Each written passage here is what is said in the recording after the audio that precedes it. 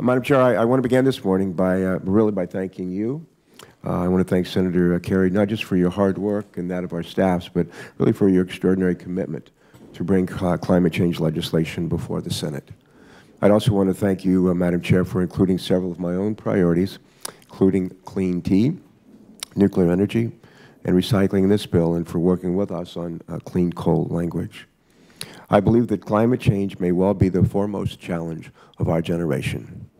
When the 10 hottest years on record occur within the last 20 years, we have a problem. When the American Lung Association reports that nearly half of all Americans are breathing unhealthy air, we have a problem.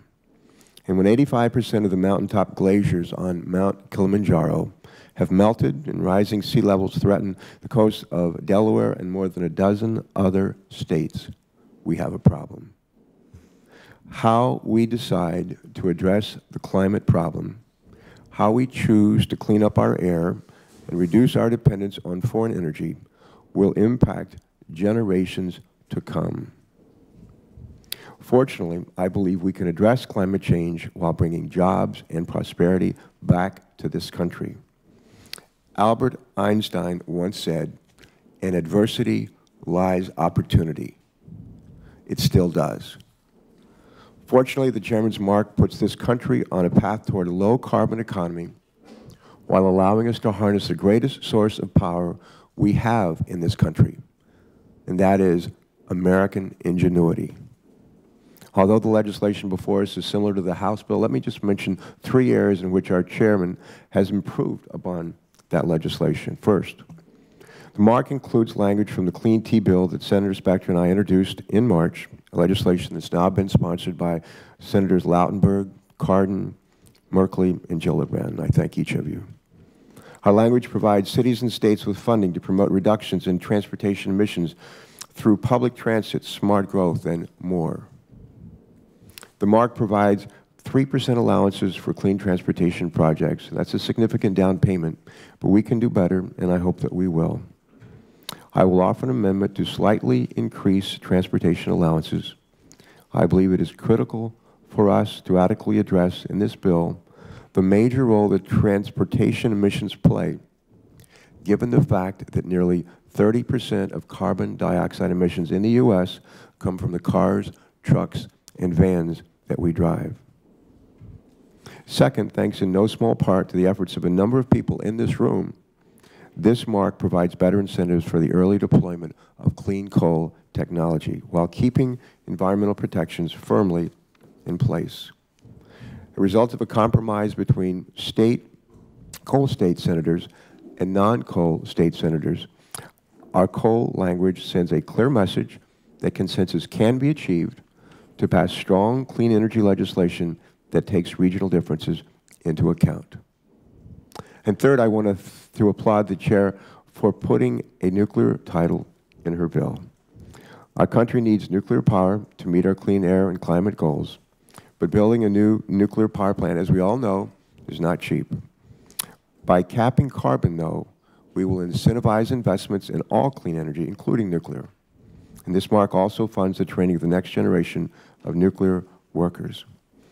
I believe that we need to do more to promote nuclear energy, but this bill still represents a necessary first step, and for that we're grateful. For all the good provisions in this bill, however, we still need to do a better job to protect our children from soot, from smog, and from mercury emissions, and I fervently hope that we will. To that end, Senator Klobuchar will join me in offering an amendment that significantly reduces sulfur dioxide emissions, nitrogen oxide emissions, and mercury emissions from fossil fuel coal plants. Our amendment will save 200,000 lives over the next 15 years. It will also save $1.5 trillion in health care costs. Let me say those again. 200,000 lives saved, $1.5 trillion in costs. Passage of this amendment will guarantee reductions in these pollutants, provide business certainty, and protect public health at the same time. In my state, we call that a win-win situation, and it won't be just for Delaware, but it could be for all states, especially states like Maryland, States like New Jersey, New York, Connecticut, Vermont, New Hampshire, Massachusetts, Rhode Island, and Maine, all of whom live like we do, at the end of America's tailpipe, and pay a terrible price for it every single day. Let me conclude with this. I believe that we all share a number of common goals on this committee. We want to create jobs. We want to make America more energy independent.